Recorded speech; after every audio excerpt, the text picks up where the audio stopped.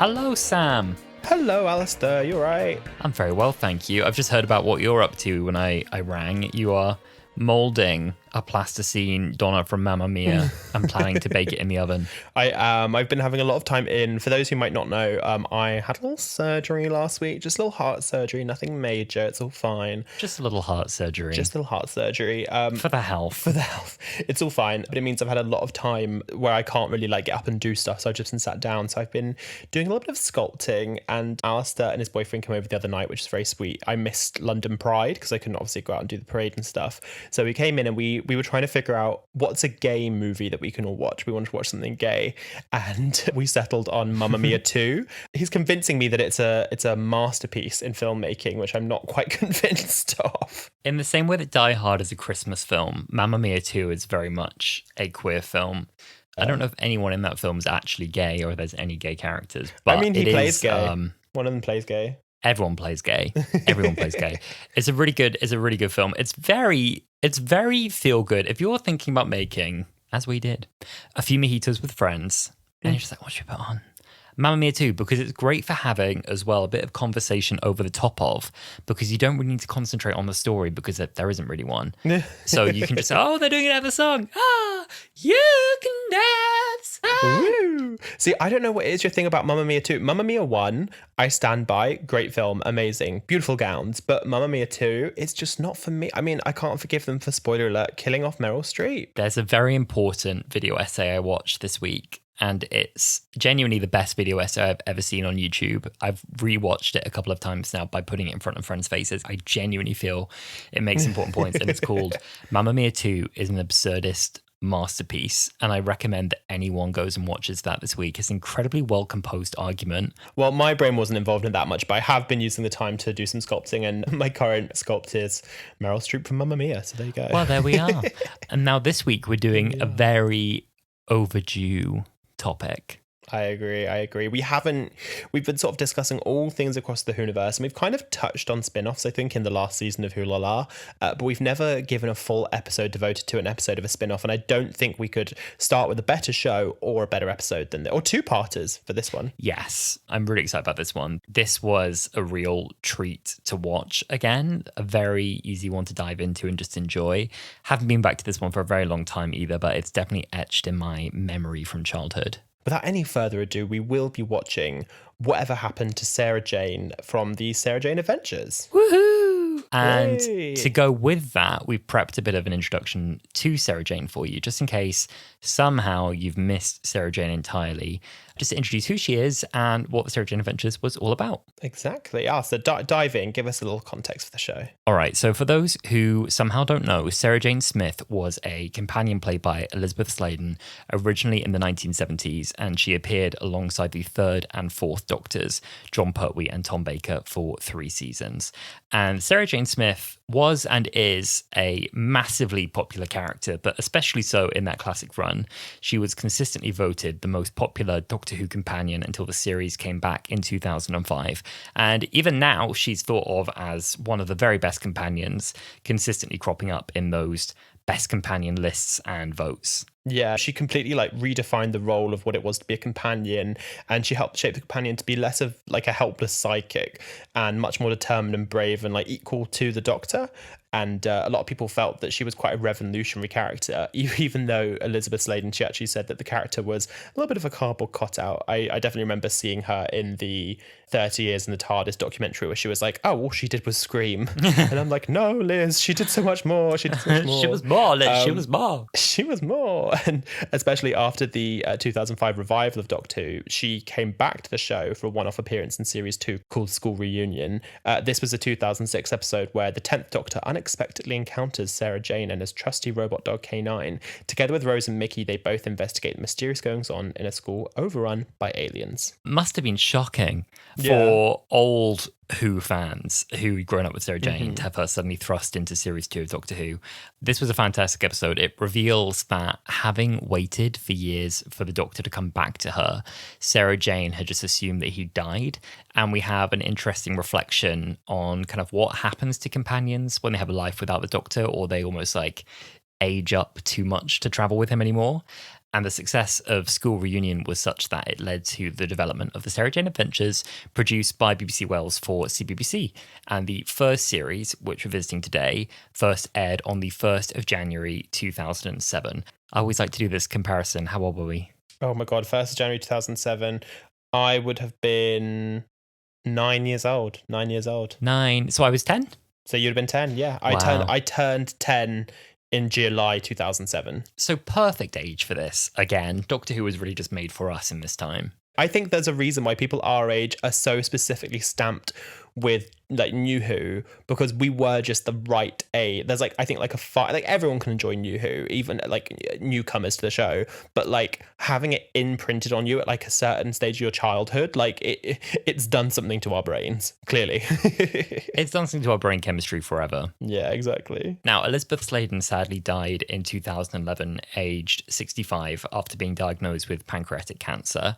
I don't think many people knew she was ill. I don't think it was public information at all. So it was quite shocking when she suddenly died, and the show was very much still on when she died. Mm-hmm. A tribute to her character was aired as a final episode of the Sarah Jane Adventures on the 19th of April 2020, titled Farewell Sarah Jane, released during lockdown.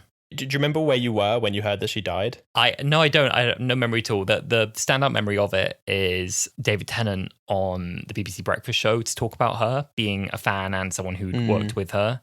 And that was very sad, but I don't remember anything else about finding out. My mum like announced it to me as if a family member had died, because I would, like I said, Doctor Who kid, and I was such a Sarah Jane Adventures kid.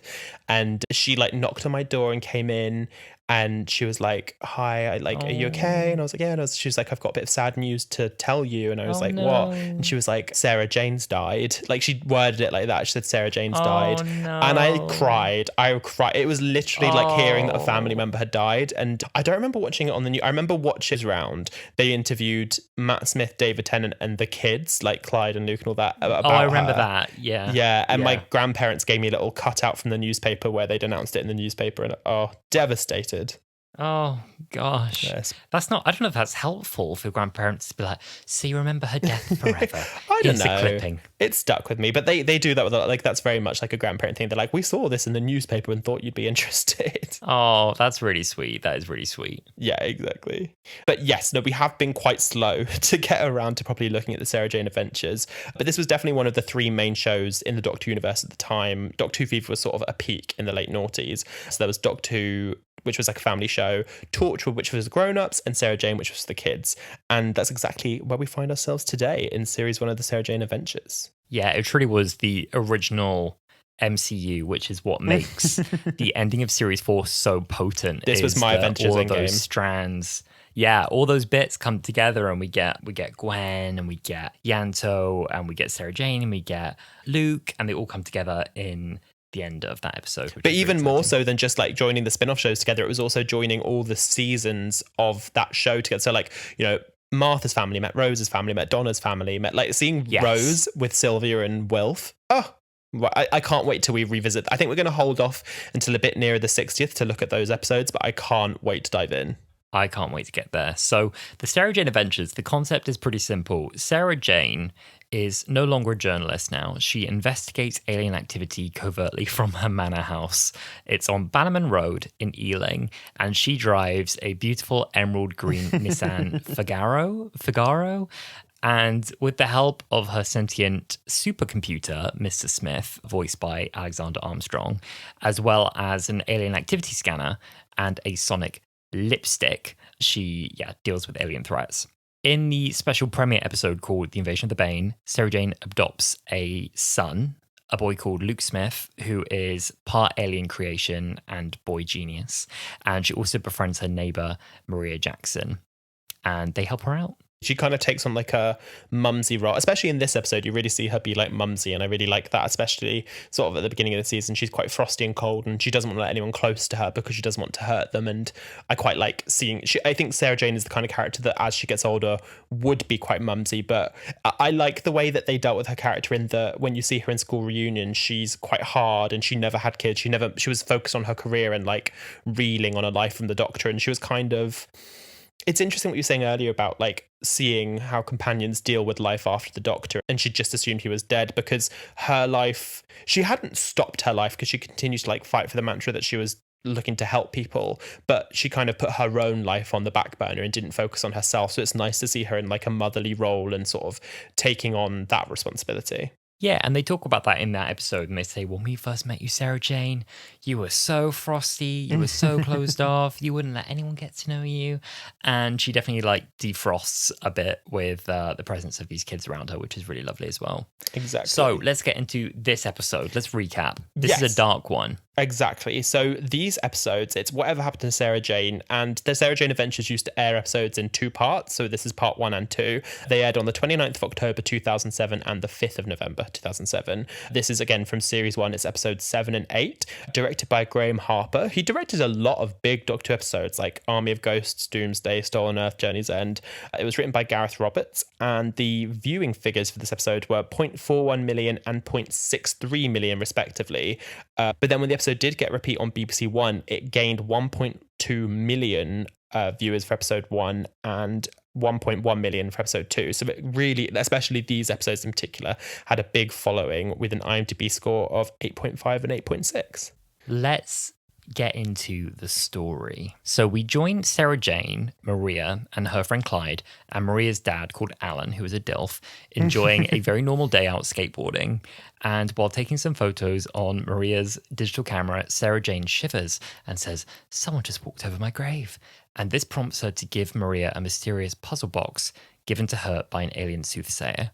Before bed, Sarah Jane sets her supercomputer, Mr. Smith, to repel a meteor that scientists can't detect that's going to hit the Earth the next day.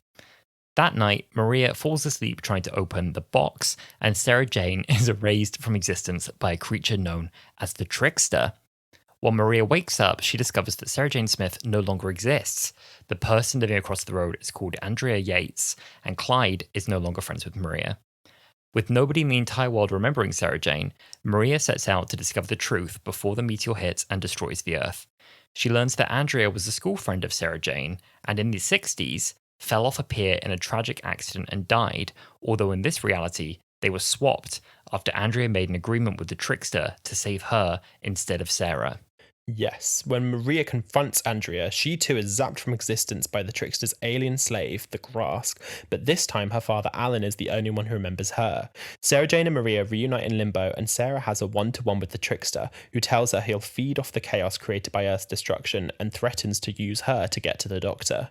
Alan manages to bring Maria back and overthrows the Trickster's servant, and they try to bring back Sarah Jane, but they can't do this until Andrea agrees to go back on her word and make peace with her death. She's won over by the spirit of Sarah Jane and undoes her deal with the Trickster. Sarah Jane and Luke return to reality, stopping the meteor and setting the world back to normal. Only now, Maria's dad knows the truth about their adventures. I forgot that her dad is in on it now. Yeah, he didn't know until that point. I really like that it wasn't a case of like, I like these kinds of stories. It feels very superhero where like you've got a secret identity and a secret life that you can't tell anyone about. And I like that it's not just that she was like, "Hi dad, this is what's going on." Like he gets really caught up in the adventure and has to like caught up in it. He's forced to believe it. Yeah, he like has to play a part, and like all of the other people are taken away. And to be fair, like the world would have ended if it wasn't for Alan Jackson, the DILF. Alan's wonderful. I love Alan Jackson, not just because he's gorgeous, but Alan Jackson's such a fun character as well, and such a caring dad. Yeah, it's a good way of finding out. It's a bit like an Aunt May Spider-Man. Very that, arguably. Yeah. No, I really like it. I don't know about you, but when you started watching the episode, were you suddenly a bit jarred by how to that? Because I feel like Doctor Who, you can mainly timestamp it by the quality of like the cameras and the visuals and that kind of stuff. But this opens with some real like beatboxy 2000s music and skateboards with like the snapbacks on backward, and you're like, oh no, we are in the mid noughties here. It is also just so like distinctly a British park, and there's a moment in it where like the Trickster, who for anyone who hasn't seen this, looks like a kind of Grim Reaper with no eyes, like the excellent character design, like really brilliant creepy character who looks great even in that kind of like very bright daylight situation. He like steps out from behind this bush, which just looks like a completely normal bush, and it's really jarring when he kind of steps out and he's just like but he's in like the most like Just like average looking skate park you've ever seen in your life. I know, it's so funny. It really is just like the most normal park, and suddenly like the most evil thing that you've ever seen is just walking around the corner. But the talking about the Trickster, let's pay him his dues. Like the Trickster, I think, is the best thing, the best sort of alien to come out of any Doctor Who franchise. He's certainly the best to come out of any spin-off. I am shocked that the Trickster hasn't made an appearance in Doctor Who. I think that it is one of the best villains to ever feature in Doctor Who in general. Certainly the best villain to feature in any of the spin-offs, in my opinion.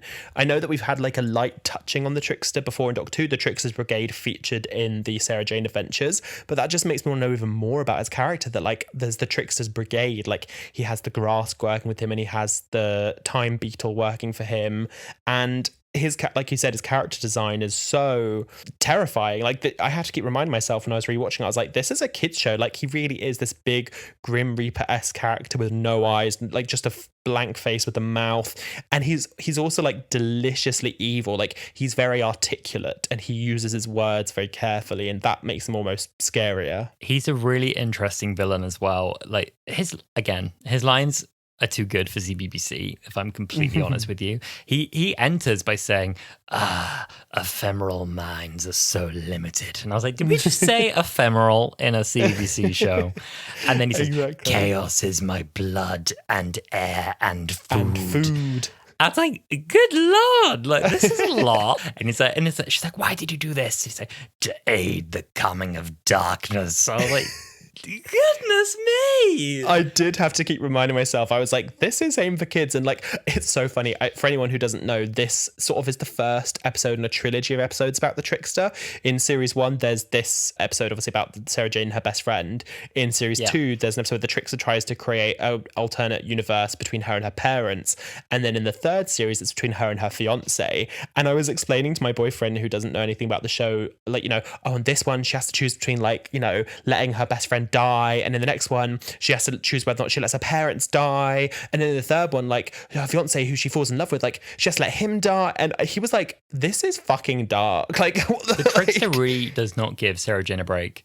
I wonder as well if there was like a bit of an intended lead in with the series 4 finale here about kind of saying like his ultimate aim is to wipe the Doctor from existence, which one of the Trickster's Brigade briefly achieves by sending Donna to a parallel world where the Doctor's dead. And when he talks about bringing forward kind of the coming of darkness, I think that all ties in as well, probably deliberately, with kind of the whole like the darkness is coming thing at the end of that as well. That all links back to the Trickster as well. So I guess the Trickster has an indirect link in Doctor Who in the end. Well, he also has I'd say not in Doctor Who, but in the spin-off in Sarah Jane, when the Doctor features in series 3, he has a direct link to Doctor Who, where the Trickster is kind of a soothsayer where he can like see into the future. And when the Trickster finally meets the Doctor in series 3, the Sarah Jane Adventures, he warns the Doctor, he says, because the Arch is waiting for you. The Doctor's like, what does that mean? He doesn't go on about it, but he's talking about the Archway in the finale, The End of Time, parts 1 and 2, in David Tennant's final episodes, and that's quite ominous. So you know that the Trickster, he's got a real like mind on time, and he can sort of see the past and the future. Yeah, and also the Trickster's insanely powerful in this as well, in that Sarah Jane talks to him in their like limbo space when she's been erased, and she's like, but if you've erase me, then what about all the things that I did? Like I stopped the Slitheen, I stopped this other group of people. And he's like, oh, I turned them away. Like, oh, they never happened. That's fine. I dealt with that. And I'm like, huh? Like, you just turned them away? He's like, all I wanted was the meteor because it's like pure, unrivaled chaos. It's got no reason to happen except for the fact that it's happening. Yeah. It's fantastic. It's like excellent pure intentions, but he just loves chaos. Brilliant. Exactly. And that's what he feeds on. And I think this is the thing about this episode, is that every single character introduced and that you see again who was already featured in the show is amazing. And if I may segue from the Trickster to another high for me, Jane Asher's performance as Andrea Yates, I think that like Andrea is such a good character in this episode. Andrea is such a good character. When we first meet Andrea, when Maria knocks on her door and we're expecting Sarah Jane, and there's this other woman there, which is very jarring. She's actually quite sweet. She's quite like motherly and kind with her, and it's Andrea's birthday, so she's a bit like, oh, Like, you're early, where's my card? Oh, only joking, in you come. And she's quite nice. Yeah, for sure. But when Maria starts kind of challenging her and pushing her, she has a real nasty streak and she becomes really angry. I think it's a mix between the screenwriting and her performance is so good, where when Maria pushes her, Maria sort of learns the truth, because Maria's the only one who remembers Sarah Jane, obviously, and she's pushing her saying, how could you forget, the peer, your friend, she fell, how could you forget? And you really feel for Andrea, and she runs up to the attic and she's crying, she's inconsolable, and she's like, oh my goodness, how could I forget Sarah? And then the trickster sort of peers to her and she's like, I can't live with this, how could I forget what I did? You made me forget. And you really, really feel for Andrea. Because, as a 13-year-old, if someone says to you, I can save your life, I think you'd do anything. Like, I don't think I could say I wouldn't do what Andrea did in her shoes. But then later, when she agrees to make Maria disappear, and Maria disappears out of existence, and she's talking to Alan, her dad, who does remember her, and he asks, he's like, so do you know any Marias? And she's like, Ave Maria? And like, she's skirting around. And that's when you really start to see this like malicious, sneaky side to her. And she balances that line so well. Yeah, when Andrea starts to panic and realizes that everything's starting to close in on her a bit, she starts to get kind of like further and further and further into the lie, which is really, really good. So I think let's segue into that. That's another massive high, is that the whole premise of this episode is incredibly dark. And my note really here is piers are scary. The sea is scary. The seaside is scary. There are some things we shouldn't play with, and one of them is the edge of piers. And I don't know if my fear from that came from this episode, this kind of like unconscious, or if that was just kind of already there. I think I've always found the seaside a bit, can't explain that. Won't go into that right now. I see that. But I mean, Andrea's nuts. I mean, we get these flashbacks in this episode where we meet young Sarah Jane and we see young Andrea. And Andrea's a little troublemaker and she's running around. She's like, come on, Sarah, let's go to the pier, even though it's like locked up and it's like, keep out. And we see how Andrea dies. So she pushes through a gate and she slips and she's like clinging on to the edge of the pier. And you get this horrible, like, help me, she's like, Sarah Jane's like, grab my hand. And anyway, presumably she slips and whacks her head and dies horribly in the sea and drowns. And that's all implied, and it's super, super dark. CBBC. CBBC. And that in itself is so freaky. But we also get to see later on the moment where Andrea swapped places. So Andrea's like dangling above the sea, about to fall in, and she hears like, Andrea, like, you don't have to die. Let her take your place. I just need your agreement. And then suddenly Sarah's dangling above the sea, and she's like, oh my God. And Andrea's like, what happened? And it's a horrible premise. And then we see the moment after Sarah Jane died in this new reality as well, where Andrea's kind of like traumatized and curled up on the end of the pier and no one's come to help. And there's the trickster standing there, like this kind of horrible Grim Reaper-esque figure with the grass next to him, who looks hilarious and kind of ruins the moment a bit, and kind of hands her the cube. So the whole premise is really, really creepy. And we have this confrontation at the very end as well between Sarah Jane as kind of this spirit trapped in limbo and Andrea, who's about to be sent back to her death as an older woman. This kind of like pleading that has to happen at that point, where Andrea doesn't want to die. Sarah Jane says, like, if you don't die, I'll be forgotten. Everyone will die anyway because of the meteor. My son will never live. All this horrible stuff as well. This episode has so many layers. I think, like, okay, let's see. Things that would traumatize the child. The Grim Reaper, 1. Falling off a pier and whacking your head till you die and drowning. 2. Meteor coming and crashing and destroying the earth. 3. Also, there's this innate fear, I think, as a kid. I think everyone's felt this at some point, where you're invisible and no one can see or remember you. Like, I don't know if you've seen all these videos where, like, parents pretend they can't see their kid. And they're like, where have they gone? Nobody believes and you. They start crying and, like, they get hysterical. I'm like, these are all things that would traumatize a child. I think that's another one that you forget as a childhood fear, is like nobody believing you and having to, like, you know, try and convince everyone of something you've seen, but no one believes you. You can't convince the grown-ups. You've got to do it on your own. That's quite a scary fear. Yeah. There's a couple episodes in the Sarah Jane Adventures that deal with that kind of thing. I think Maria here, she kind of questions herself. She's like, this was also real to me. And she's questioning, like, was Sarah Jane real? Because she's being shown photos by her dad of, like, the present there, where Andrea was there helping them move in, and Andrea wasn't frosty, she was lovely, and all these pictures of them at parties. And there's another episode a few seasons in where Rani and Clyde are the only two humans left on Earth. Every other human has been evacuated, and you're following Rani for a bit. I don't know if you were still watching the show by this point. I was, but not so much. Yeah, you're following Rani by herself before she realizes that Clyde's there, and she thinks she's the only human left on Earth. And I think her character's maybe meant to be like 15, 16. Can you imagine? Can you imagine? Absolutely not.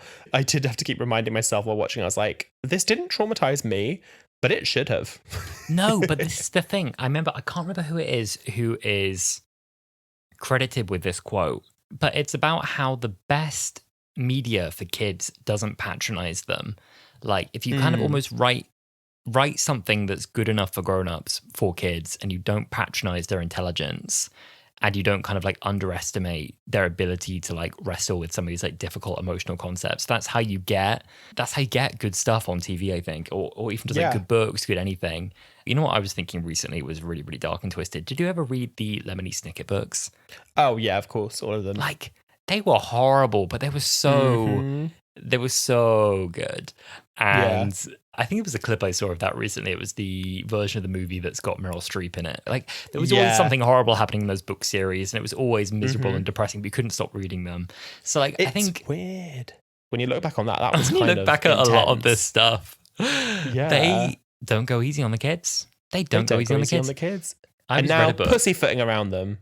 These days, though, I feel like it's all like David Walliams, kind of like, or my grandma robbed a bank, or my father drag breaks the granny, drag her. Yeah, like, isn't that what they're like now?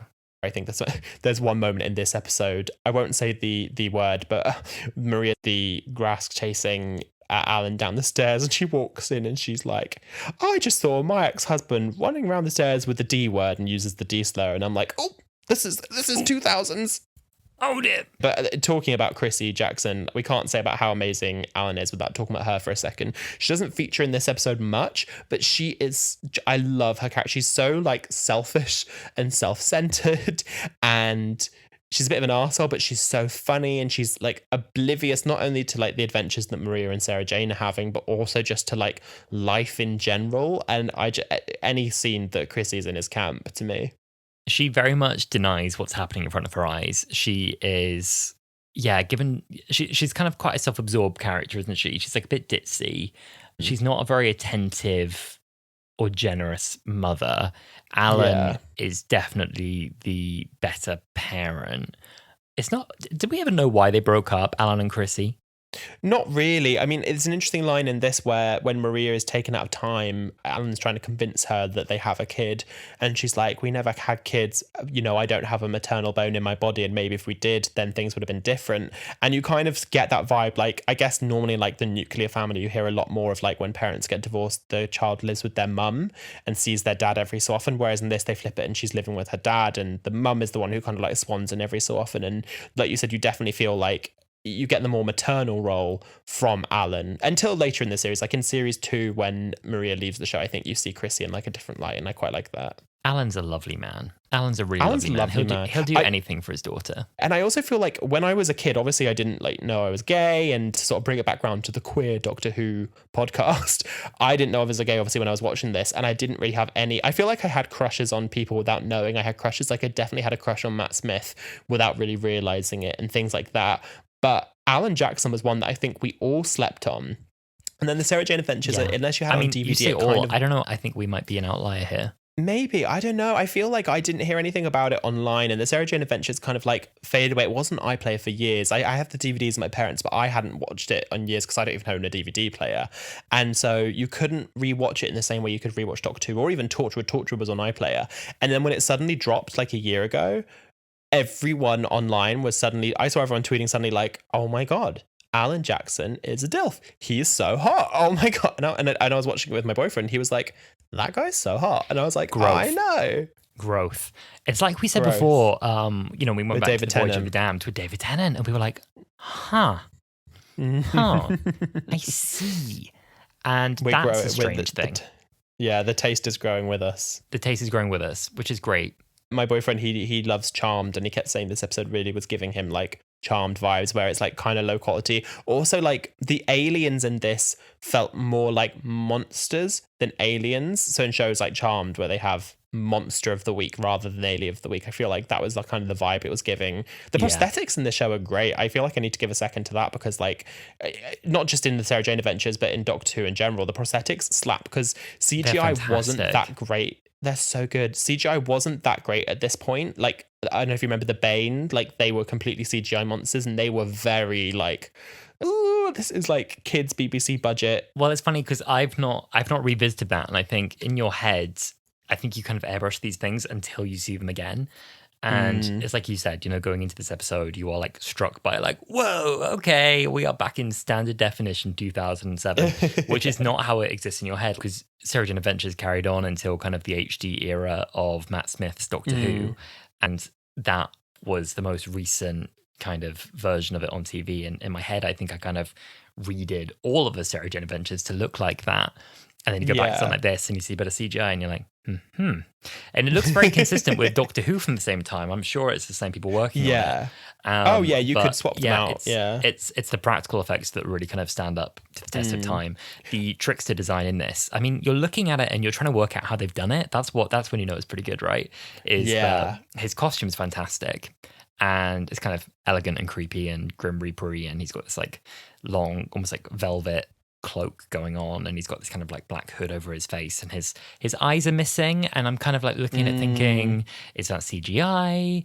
Is that really done over the actor's eyes? Which I think it was. It looks like it's really there. Yeah. I remember there was one time I saw, I think it was in maybe series 2 when the Trickster came back. There was one shot where I saw like the little punctures on his eyes so the actor can see through. And that's the only time the illusion ever slipped for me. But I think that was on a rewatch. Like as a kid, I would never have noticed that. And the Grask, again, like you were saying, he's a silly little character, but I like his prosthetics look very good. Do you remember the Attack of the Grask like red button game that they had in 2005? Yes, I do. Yes, I do.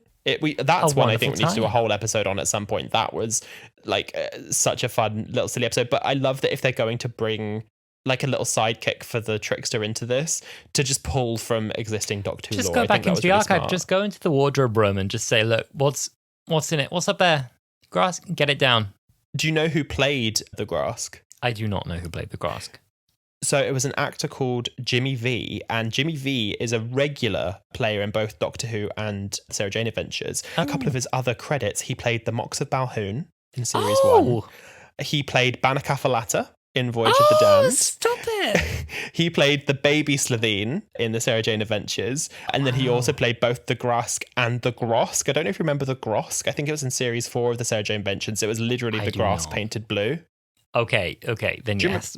All right, for the viewer's reference, I'm just sending Arthur a picture of the Grosk. The real it's literally the Grask painted blue. Oh, I see. God, I tell you what, it's good design though. He looks like poisonous. I know. He looks like a poisonous blue frog. Really good. And I also think the Grosk is good.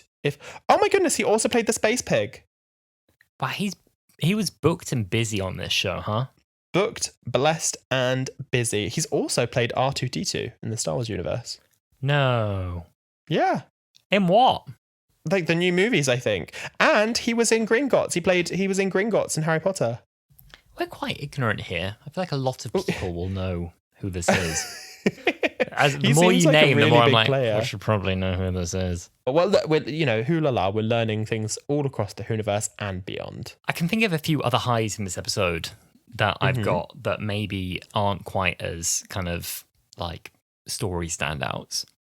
So like one of my notes is young Andrea. She looks like a young Jerry Halliwell in a way that I found very distracting. That's quite funny. She literally, I was looking at her and I was like, I know you. Like I looked at her and I was like, I know you. And I was like, you're either like, it's either like a Fergie thing. I was like, no, it's Jerry Halliwell. I googled it. I was like, it's Jerry Halliwell. It's Jerry Halliwell. Maybe it's the hair. I also noticed that in the present day Andrea has the exact same haircut as Sarah Jane, and I was like, come on, stealing my hair, stealing my life and my hair.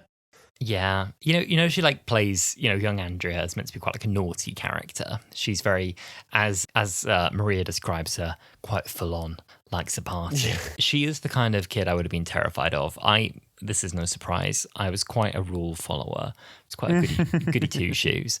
Someone telling me, if we ran away from a school trip and went down a pier where we've been told specifically not to go, that's not happening. That's not happening. You would not be there. You would not be the one falling terrified. off the pier. I'm not doing that.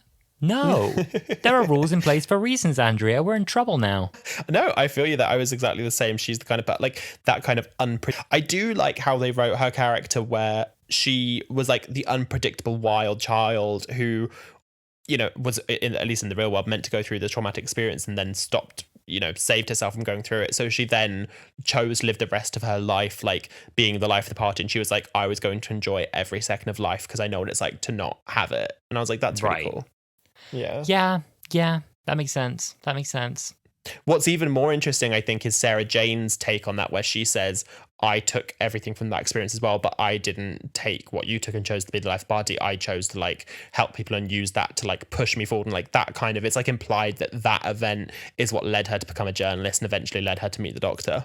Yes, she I think suggests that the experience of losing a friend is what makes her fight loss of life generally. Yeah. And makes her want to save people, which is nice. Yeah.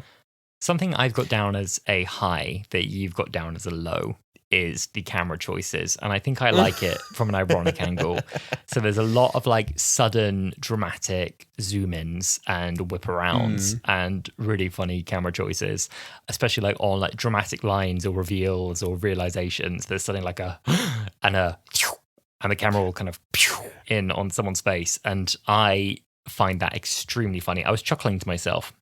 Oh, I mean, I did put it as a low, but I also, my note says some of the camera choices are a bit low, but the quick zoom ins made us laugh so much. Like they are like anything dramatic happens. And then it was almost always with Alan as well. It would just go like zoom and zoom in on his face, like an in-camera zoom as well, not in post. I thought that was just so funny. Yes, it was the real deal, baby. The real deal. I mean, it's all screaming 2000s, and I can't really fault it for that because it was kids' TV budget in 2000, and it was also like a pilot season because as the Sarah Jane Adventures went on, like the camera quality got better and the CGI got better. It's true. It was sort of a pilot.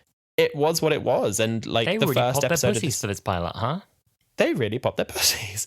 And maybe there's times where they stretched it a bit far. I think the CGI of the meteor coming in is a little bit touch and go. Can we talk about the meteor for a second? The meteor is pretty appalling. It didn't look anything like any kind of a meteor. It looked like a kind of like yellow and red ball of smoke. It's just kind of getting bigger on the screen more than kind of getting any closer to the one static shot they took from one angle looking upwards. And there's a scene like this. I think actually it's quite a scary subplot, and it made me, even on the rewatch, like shooting a missile at the meteor and they miss, and they're like, "This is it." Like I can imagine that as a kid that'd be quite scary, but in the rewatch, it was just this poor news anchor going, "Oh, we've just heard the missiles missed. Run for your lives, you're all gonna die by XOXO Gossip Girl." Like it's so like underwhelming. The newsreader in this is extremely cheerful. He's like, breaking news. There is a 2-mile meteor heading straight for Earth. Don't worry though, the army says that they can stop it with a missile. No need to panic, and no one does panic. Everyone's like, oh, there we are. In fact, there's an excellent quote here from Maria's mum who says, let the army deal with it. That's what they're paid for. Now, where's Alan got to? And she just walks off, not bothered even slightly. And then, breaking news. I'm sorry to report, the army says the missiles missed. And it was like, all right. And he's still grinning. Die. The actor isn't acting. It's no Trinity Wells.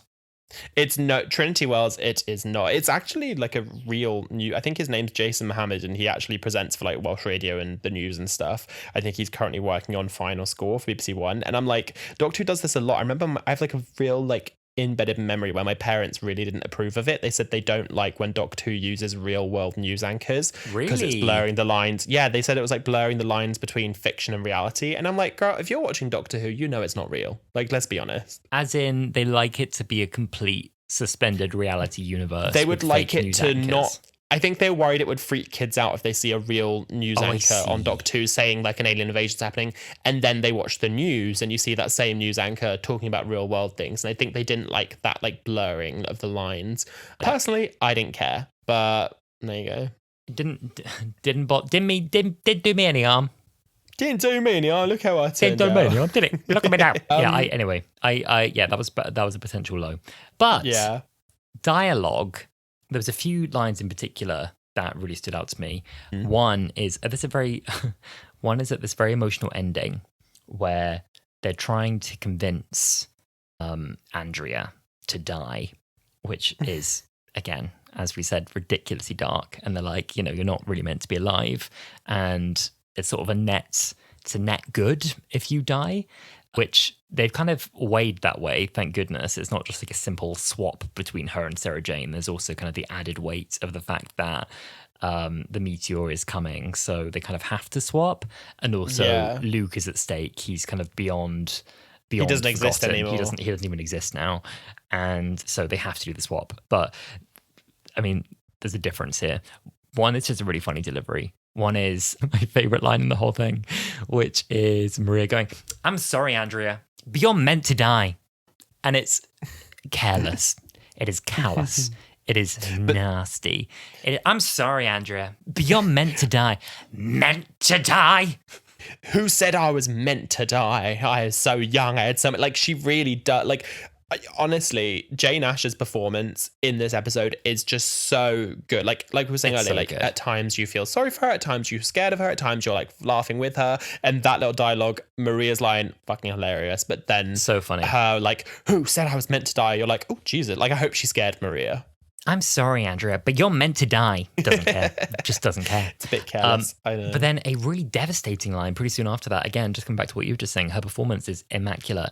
There's a really sad moment. She's tearing up. She's accepting the fact that she's going to die. And she goes, "Been a good life. It's my birthday." And it was tragic. It was a really tragic line. It really, well, the bit after that always gets me, where she's looking at Sarah Jane in the mirror, and she previously had like been sort of being snidey to Sarah Jane, saying like, oh, because she obviously didn't know what she grew up to look like, and she sees present day Sarah Jane, she's like, oh, you always looked like younger than you were and stuff like that. And I feel like she really makes her peace with it at the end, and she goes, "Goodbye, Sarah, I'm going now." And I remember at the time I was like, oh my God. And she goes, "And you're free," and like breaks the mirror and sets her free. And like, all of these moments in this like trilogy of Trickster episodes, which I'm sure on future Wholala we'll get to, where the person who was meant to die has to come, like, because in all of these episodes it's never up to Sarah Jane. Normally it's Sarah Jane and the kids save the day, and in these episodes it's always a case of the person that was meant to die has to make peace with it and let Sarah Jane know that, it's going to be fine.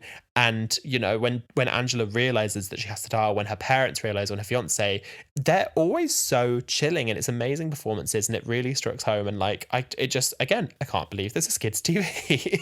Yeah, because Andrea at this point hasn't just been alive for like a day. She's, from her perspective, lived 40 years of life and had real memories and friendships, and forgot that she even made that deal.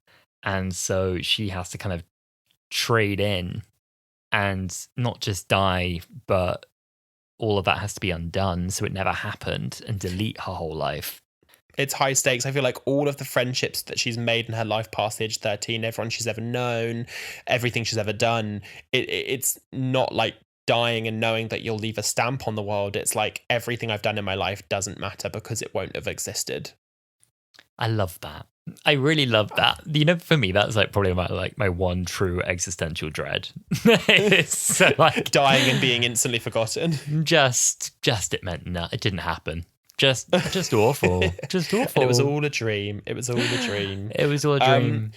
One thing that I really like that I just want to touch on is the Doctor Who-iness of that we get a little bit of time travel, which we do get every so often in the Sarah Jane adventures. In this episode, obviously Maria goes back to the 60s and meets young Sarah Jane and young Andrea. And I love when the Sarah Jane adventures and other spin-offs play with time travel, because it really feels like it's like linking it back to the main show. But also the Trickster's relationship with the Doctor, where he just feeds off chaos, and in this he's using Sarah Jane. I think he just used, like, the only reason he made the connection with Sarah Jane is he saw an opportunity to create chaos, and he's just using this random person. And he also realizes that might be a link to the Doctor. That there's a really chilling line where he goes, like, after the meteor is going to destroy the Earth, he says, "I will explore your potential more, especially the memories of this Doctor." And he says, like, if the Doctor never existed, imagine how much chaos there'd be across the stars. And you're really chill, and you're like, because as a kid, you know who the Doctor is, you know how important they are, and you're like, oh God, like we can't let him do that. Whereas when he comes back in season 2 and 3 of the Sarah Jane Adventures, he just has a real vendetta against this poor woman. He said, "This is not for the chaos. I don't this is like personal now. you. This is I personal, have an issue bitch. with I don't you, like you." Sarah Jane. Exactly. You've inconvenienced me, and I'm going to make this difficult for you. Exactly. But yeah, I think that he is a real threat for the Doctor and the universe in general. I just really think that it's overdue. I don't think we'll get it in series 14, but I've said it before in this podcast, I'll say it again. I just want the Trickster to have a main series appearance. I think it's about damn time. I think it's due. I think it's really, really due. I think we're going to get something of a similar vibe with the 60th anniversary specials, with someone tinkering with time, but I think in quite a different way. Yeah, I don't see it being the Trickster at all, but I have thought about this, where the plot they seem to be going with the 60th about like changing time and like altering things and things not quite being how they should be. It would be the perfect opportunity to slip the Trickster in, but yeah, I don't think that they're going to go for that. A very final comment from me that was quite funny. We very briefly discussed this before we started recording, which is that Maria appears in Limbo when she gets kind of deleted and forgotten, just in the same clothes she was wearing. Sarah Jane appears in Limbo looking really good with this like lovely haircut, lovely face of makeup that she didn't have on before as well, and wearing this like gorgeous long coat that she wasn't wearing. And I mean, Sarah Jane was presumably taken in the dead of night as well. And so it kind of begs the question, like, Sarah Jane, what were you doing in your long coat in the dead of night with a full face of makeup? Where did you go, Sarah Jane? Where did Literally, you go? what were you up to? Like, what were you doing, Sarah? It's been made apparent that when you end up in limbo, you're sort of snatched from the moment of time you're in. So it was the middle of the night. Your car was also in the driveway. We saw that. Where so 2 a.m. Where did you go? It didn't look like she was wearing like a shirt under it, because they kind of like wrapped it, so it was kind of like, you know, like a flasher jacket where like it's a flasher jacket. It was like a flasher jacket, but you can't be see making it, those like, kind of accusations. Listen, I'm not saying what she is or isn't doing. That's her business. But I'm just saying what I see, and what I see is a jacket very tightly wrapped around her, and I can't see any shirt underneath it. So you put the maths together. Luke can't find out about that. But yeah, no, I agree. I thought that was really funny. Alasdair, off the back of that wonderful episode of the Sarah Jane Adventures, are you ready for another round of Camp or Damn? Camp or Damn, baby. Number 1. Well, I'll bring him back if he's good. Camp or Damn? Camp. I like everyone flirting with Alan, because to be honest, I mean, it's not right that he should feel unduly harassed by any of this, of course, but he is a gorgeous man, and they refer to that in this episode. You know, his ex-wife says, you know, people always ask me, you know, why did you leave him? He's gorgeous. Well, this brings it all flooding back. And, you know, it's nice. It's nice for someone to, you know, make a little, you know, cheeky remark. Everyone knows he's gorgeous. She knows he's gorgeous. Yeah, and he's like that kind of thing where, like, he's a gorgeous man, but he's also, like, he'll look after you. Alan Jackson will look after if he's you. good. He'll look after you. Bit full on, likes the party. Camp or Damn? Very camp. Bit full on, likes the party. To me, implied recreational drug habit. Just gonna say. And good for her. You know, she's living life to the full in the only way she knows how. I feel like Andrea went through a real coke patch during her. Andrea went through such a heavy coke patch. And I think that's really like how the Trickster got her. What's inside the box? What's in the box? What have you been keeping in the box, Andrea? And finally, any scene that Chrissy Jackson is in, but specifically in this episode, as if Bobby Sue had anything to do with that. Camp or Damn? Very camp. Chrissy Jackson is just a masterpiece in character. It's just wonderful. I love her. I love it as well. The meteor kind of like swerves and almost bounces off Sarah Jane's house because of magnets or something. And she goes, ooh, and it kind of flies away and she goes, oh, phew, you know. And then they're like, yes, Sarah Jane, she did it. And she goes, oh, as if Bobby Sue had anything to do with that. And she doesn't, I mean, I don't think she likes Sarah Jane, does she? She thinks Sarah Jane's quite doesn't. weird. She like actively doesn't. And she also can never remember her name. All. No, exactly. Bobby Sue. There's a really sweet moment in Chrissy's final episode where she learns all about the adventures that they're going on, and then Sarah Jane makes her forget, but she secretly remembers and pretends to forget around her daughter so that her daughter thinks everything's like all right in the world. And then when it's just Sarah and Jane and her by herself, she's like, I remember it all. And it's like, oh no. Yeah. Does she ever like come to respect her? I think so. I think in the end, like, they come to respect each other, but she says, like, I don't want to let on that I know, but I just want you to know that I remember it all. Oh, Gag. Interesting. Would you like a couple of fun facts about this episode? One fun fact, which actually isn't on my list, but I knew this outside of the episode. Did you know, I'm not sure if she quit acting or just did this afterwards, but Jane Asher, who played Andrea Yates in this, after this series and after I think she sort of like left acting, she created a bakeware line specifically for Poundland. Oh, yeah. Okay. It's a really weird fact. I remember I was in Poundland once when I was like 14 and I saw like a big baking line and I was looking at it and it all had her face on it and I was like, that's Andrea Yates. And I was so confused. What, in Poundland? Yeah, if you look it up, she created an entire bakeware line specifically for Poundland of like whisks and bowls. Did she create it? Did she create it or was her face put on it? She certainly had her face on it. It was called Jane Asher's like bakeware for Poundland, and she was definitely promoting it. So, is it likely that Jane Asher went to the lab to develop and design that bakeware? Okay, I'm not saying she poured the mold herself. I'm just saying it was her bakeware line. She made clay sculpts. She showed them exactly what she wanted. She said, "This is what my whisk is going to look like, baby. And it's going to be the best whisk you've ever damn seen." She poured her heart and soul into that bakeware line. We'll have to contact her, see if we can get her on the pod. I reckon we could get her on the pod. I don't know what she's up to now, but I reckon I don't think she'd even remember being in this. I'd be curious to see if she did. Sort of thing. She'd be like, what was my character called? Just really like not sure. Oh my god. Another fun fact, which is actually a fun fact. In the scene where Alan ties up the graph, there's a deleted line of dialogue where Alan learns the name of the trickster, because later in the episode he says, "Look, the trickster," and it's kind of implied that like he made up that name. And I think it'd be quite funny in Doctor Who canon anyway, because they deleted that scene. The trickster's called that because Alan Jackson called him that. So then later when the Doctor's like, "Oh, it was one of the tricksters' brigades," it's kind of implied in the Doctor universe that Alan Jackson was the one Alan's that heralded naming it, echoes through time. Exactly. The effect that Alan Jackson has, not just on our beating hearts, but on the Doctor Universe at wide. Wow. There's a little fumble actually in this episode where the house that they film 13 Bannerman Road is number 21 on Clinton Road. And in the scene where the Grask is chasing Alan, they forgot to swap the signs out. So Sarah Jane's house says 21. There was a little fumble when it should say 13. Oh no. I know, it's a little fumble. I can forgive it. It's all right. I can forgive it. Pretend it was a side effect of time being messy. Exactly. It was a time dilation thing. It's a time, yeah, something like that. And one final little fun fact, which I really like. Before she gives the cube to Maria, Sarah Jane moves like a pile of books out of the way. And one of the books that she moves is called Unit, Fighting for Humankind. And in the Doctor Universe, this is a book written by Sarah Jane about the United Intelligence Task Force.